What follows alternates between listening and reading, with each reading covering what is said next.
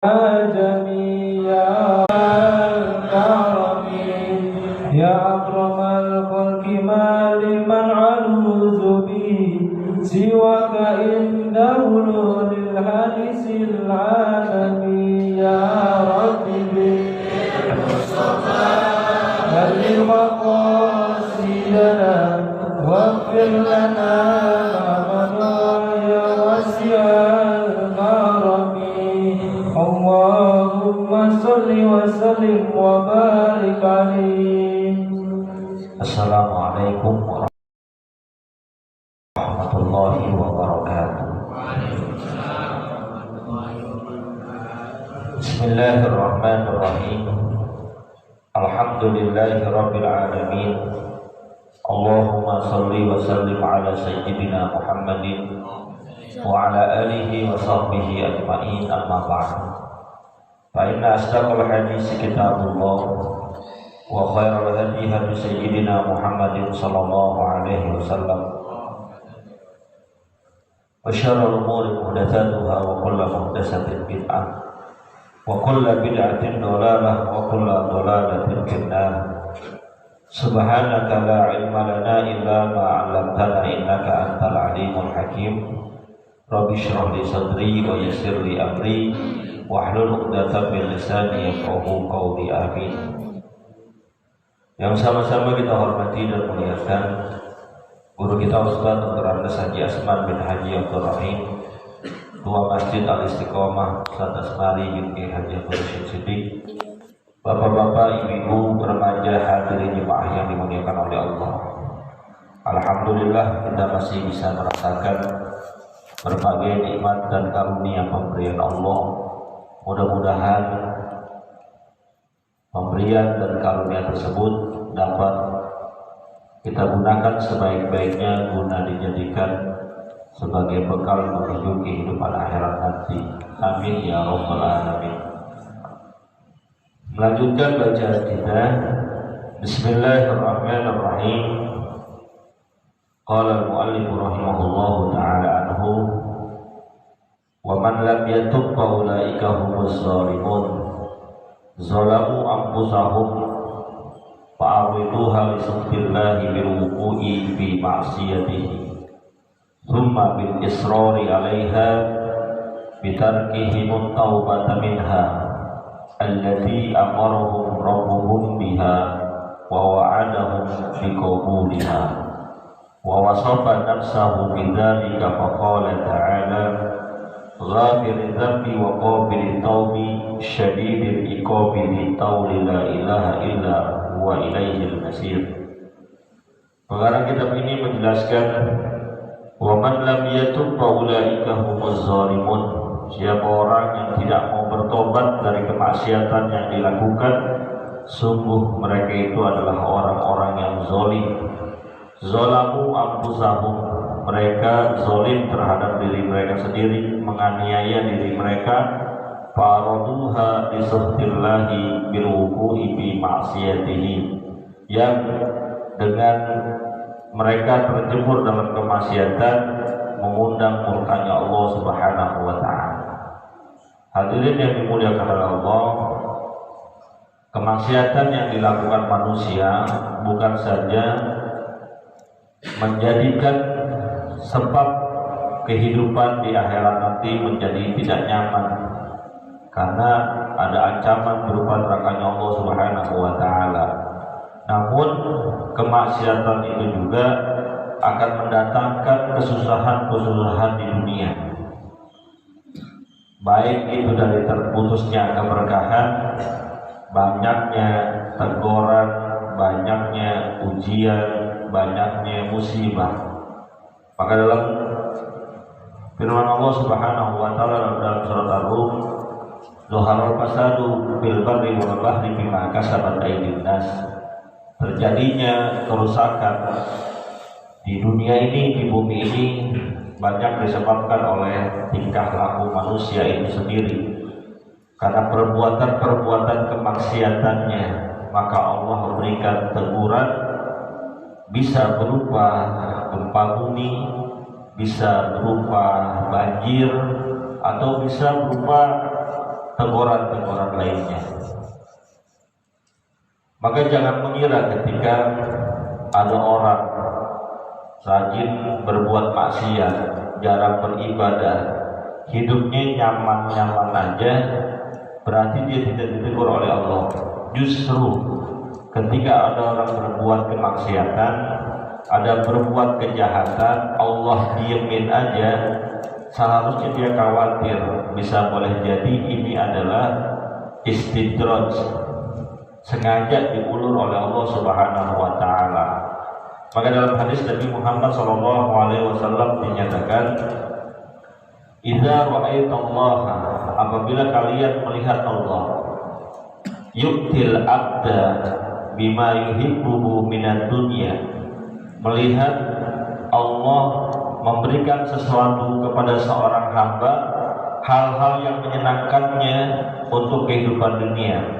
Diberikan kekayaan yang sangat banyak, diberikan kemewahan hidup, diberikan fasilitas, mobil punya, motor punya, anak ada, kontrakan bereron, wa huwa muqimun ala maksiyatihi, padahal tuh orang kondisinya, posisinya senantiasa bermaksiat kepada Allah, nggak pernah sholat, kaya, rajin judi, duitnya banyak. Ada kan orang model begitu? Ini nggak bisa dijadikan ukuran. Karena kata Nabi Shallallahu Alaihi Wasallam, apabila ada orang model kayak gitu, rajin maksiat, tapi kalau hidupnya enak, hidupnya nyenyak, fa'lam annahu min istidraj, ketahuilah bahwa apa yang mereka rasakan itu adalah bagian dari istidraj, diulur dulu oleh Allah Subhanahu wa taala. Maka dalam surat Al-An'am ayat 44 Allah Subhanahu wa taala menyatakan, "Falamma nasu ma dzukiru," tatkala manusia itu lupa terhadap peringatan Allah, disuruh sholat dia enggak, disuruh puasa malah nangkring di warteg, disuruh zakat enggak, pokoknya setiap peringatan Allah mereka berpaling, enggak mau tahu. Ibadah ogah, maksiat doyan. Tapi kata Allah, "Fatahna alaihim abwaaba kulli syai'." Nanti ada sebagian mereka yang kami bukakan buat mereka segala macam pintu-pintu kebaikan di dunia. Kekayaannya, pangkatnya, jabatannya, kehormatannya, tabungannya, Allah sengaja bukain. Sengaja Allah biarkan seperti itu.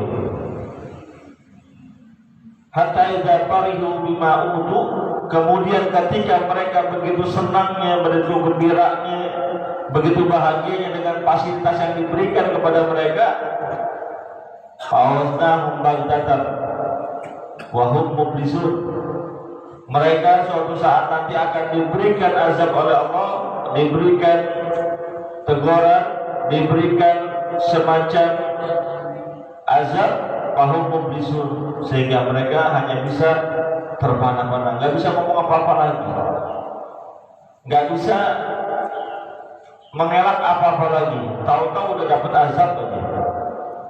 Itu namanya istidraj. Maka manusia lebih baik ditegur duluan oleh Allah. Kalau sudah ditegur, dia jadi ingat bahwa jalannya belok, maka buru-buru dia kembali kepada jalan yang benar, jalan yang lurus. Tapi kalau udah dibiarin aja, dicuekin aja, nah ini yang bahaya. Ibarat orang tua kepada anaknya, ketika anaknya berbuat kesalahan, masih ditegur, diperingati, dia guys tahu, senang seharusnya tuh anak. Kenapa? Berarti orang tuanya masih perhatian, berarti orang tuanya masih melindungi dia, orang tuanya masih mengharapkan nih anak jadi orang baik. Tapi kalau ada seorang anak berbuat apa aja, orang tuanya bilang begini nih, bodoh amat, lu mau bagaimana kayak urusan lu, gue udah gak mau tahu. Nah ini yang bahaya. Berarti orang tuanya udah cuek, orang tuanya udah gak mau pikirin, mau belangsak urusan lu, mau susah urusan lu. Maka sebagai anak tentu kita lebih senang kalau seandainya orang tua kita omelin, orang tua kita perhatiin, berarti orang tua masih peduli kepada kita. Hati-hati, Jadi jangan senang-senang aja ketika rajin maksiat, tapi kok kekayaan tambah banyak, itu namanya istidraj. Thumma bil israri 'alaiha bitarkihim taubah minhum, bitarkihim taubata minha. Mereka dianggap berbuat zalim karena berketetapan dalam kemaksiatan dan meninggalkan taubat. Jadi orang yang gak mau taubat itu adalah maksiat tersendiri dari kemaksiatan yang sudah dilakukan. Ini orang tukang mabok, gak mau taubat, maka maboknya dosa, gak taubatnya dosa. 2 kali dosa. Ini orang tukang zina, zinahnya dosa, gak mau taubat dari zinahnya juga dosa. Ini orang tukang judi, judinya dosa, nggak mau tobat dari perjudiannya itu dosa. 2 kali dosa. Berarti 2 kali dia mengundang murkanya Allah Subhanahu wa ta'ala. Allati amarahum rabbuhum biha wa wadahum biqabuliha. Padahal Allah Subhanahu wa ta'ala dialah yang memerintahkan kepada manusia untuk melakukan pertobatan dan menjanjikan kepada manusia tersebut, siapa yang tobat pasti diterima, pasti diampuni dosanya.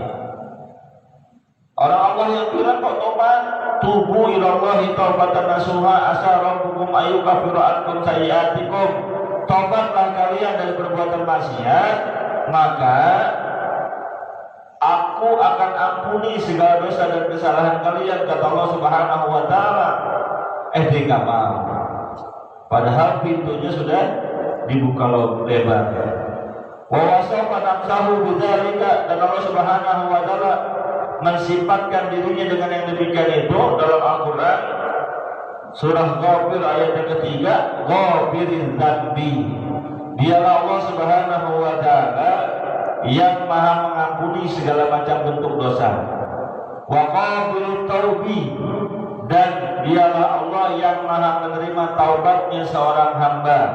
Syadidil iqab, Allah juga ngasih tahu nih, dialah Allah yang maha dahsyat azabnya, yang maha pedih azabnya.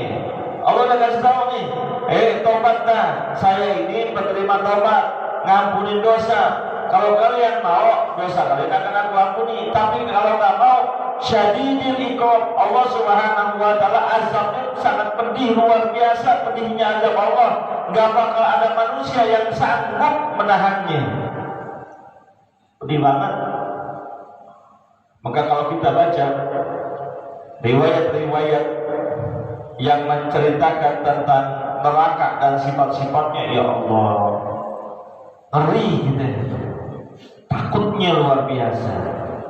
Baik itu ayat Al-Quran maupun hadis-hadis baginda Nabi besar Muhammad Sallallahu Alaihi Wasallam. Kita kan biasa baca tuh surat Waqiah. Tuh ada tuh gambarannya tuh, penduduk surga kayak gimana, penduduk neraka kayak gimana. Fasyabus simali ma asyabus siman. Dan golongan-golongan orang yang sebelah kiri. Tahukah kalian orang-orang yang berada dalam golongan sebelah kiri? Itu orang-orang yang menerima amal perbuatannya dengan tangan kirinya. Itu cenderung mereka akan digiring ke nerakanya Allah Subhanahu wa ta'ala. Mereka akan digiring ke neraka. Di dalam neraka itu terdapat angin yang sangat panas, uap-uap air yang sangat panas, asap yang sangat gelap, la baridin wala karim, di mana dalam neraka itu tidak ada kesejukan, tidak ada kenyamanan. Ada angin tapi anginnya panas, ada asap, asapnya gelap, ada uap, uapnya panas. Fa'akiluna min syajaratin zaqqum, mereka kalau makan dikasih makannya dari buah zaqqum, famali'una minhal butun, yang akan memenuhi perut-perut mereka. Buah zaqqum luarnya duri, dalamnya duri, luarnya duri, dalamnya api. Nggak ada enak-enaknya dimakan. Di dunia ada buah dalamnya, luarnya duri tapi dalamnya enak, durian. Tapi kalau di akhirat luarnya duri, dalamnya duri, atau luarnya duri, dalamnya api, apa yang mau dimakan? Yang ketika makan rontok dia punya badannya. Fasyaribuna minal hamim, mereka akan diberikan minum dari air-air yang sangat panas. Oh enak dong air panas bisa ngeteh. Panasnya neraka nggak sama panasnya dunia. Agak kalau orang ngeteh kan enak panas gitu. Tapi panasnya neraka nggak sama dengan panasnya dunia.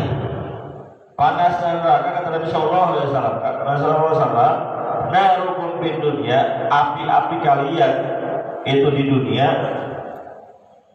itu masih di bawah dari api neraka 70 kali lipat. Air kita panas, neraka itu 70 kali lipat panasnya.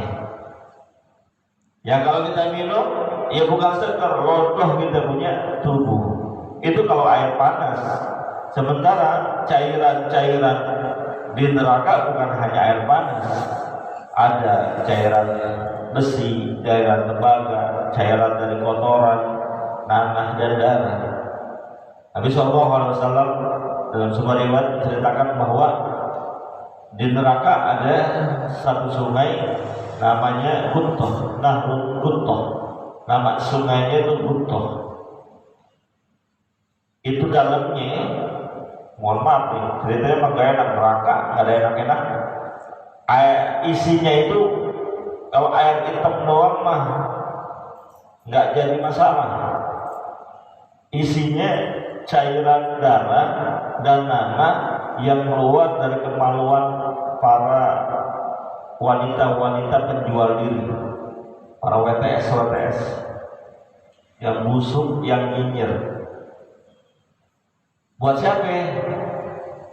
Cairan itu tuh buat orang-orang yang ketika hidup di dunia doyan minum minuman keras, doyan sesuatu yang memabukkan, mau minumannya kayak, mau pilnya, mau suntiknya, mau hisapnya, intinya yang memabukkan.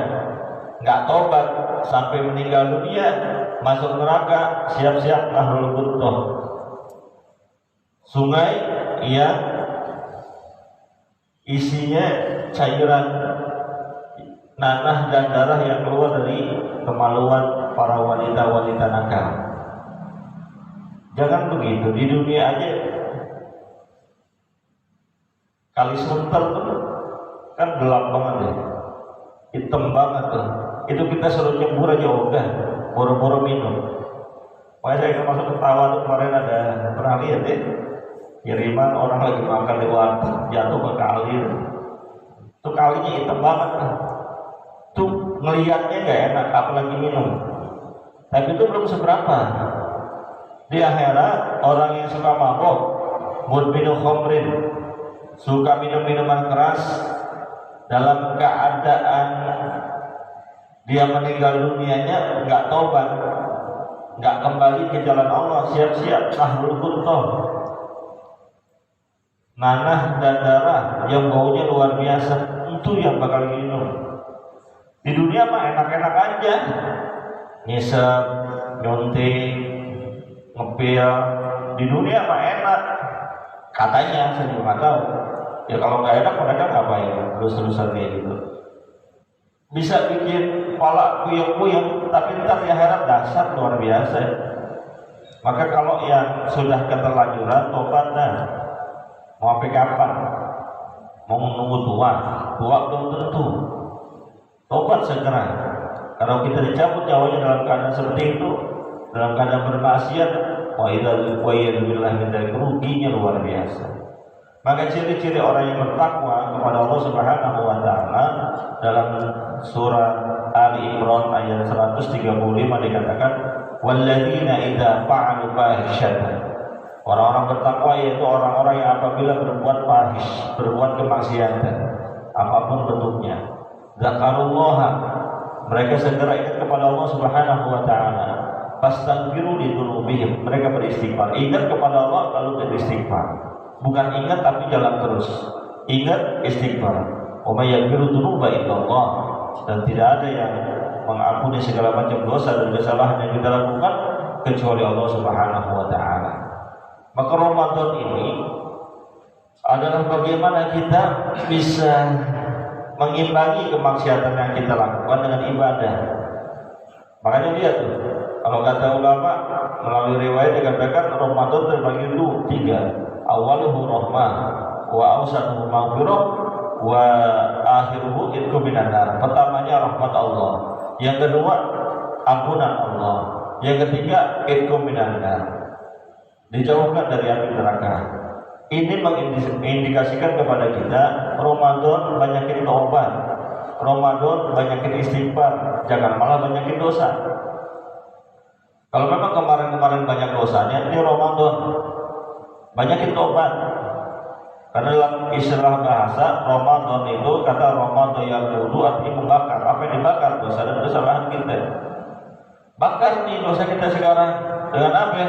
Dengan ibadah, dengan sedekah, dengan istighfar, dengan qiyamul lail dan lain sebagainya. Bakar.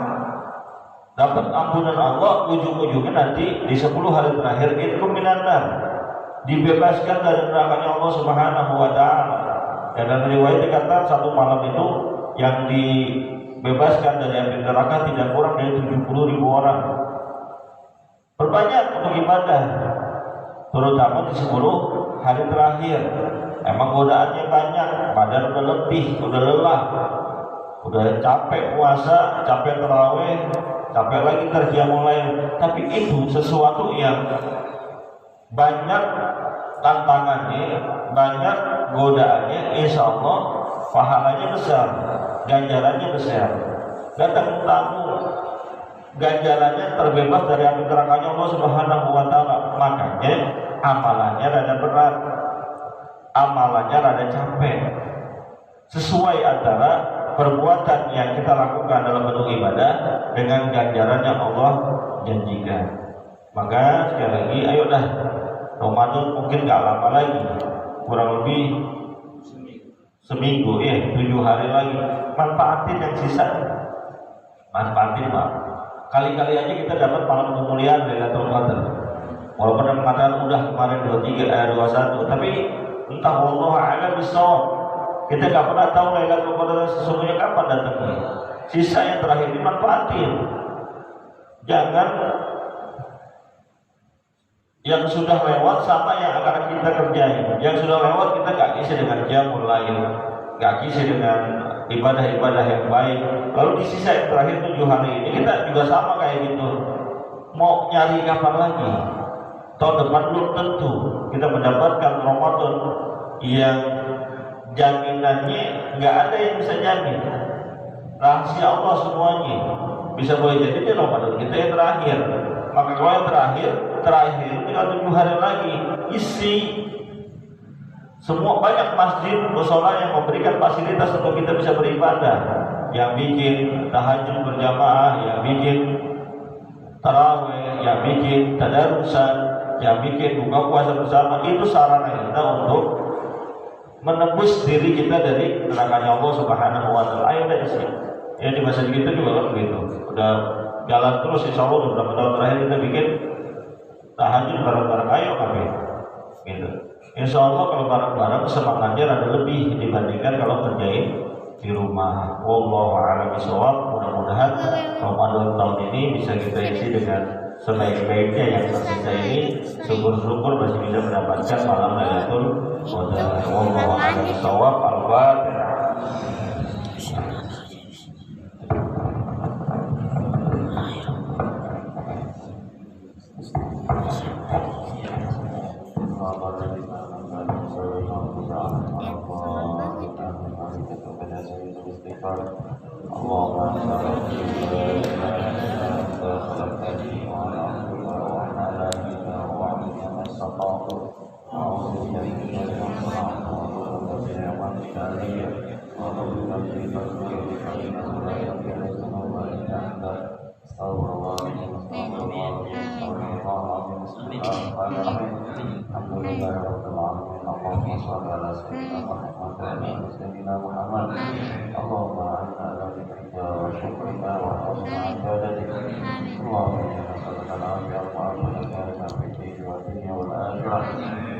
بأسمائنا بك أمسينا بك نحيا بك نموت وإليك النشور اللهم ربنا تقبل منا صلاتنا وصيامنا وقيامنا وركوعنا وسجودنا وتهدي لنا وتحميدنا وتقطعنا وتطوعنا وتعبدنا وتمن تقصيرنا يا الله يا رب العالمين ربنا آتنا في الدنيا حسنة وفي الآخرة حسنة وقنا عذاب النار صلى الله عليه وسلم محمد وعلى آله وصحبه وسلم والحمد لله رب العالمين.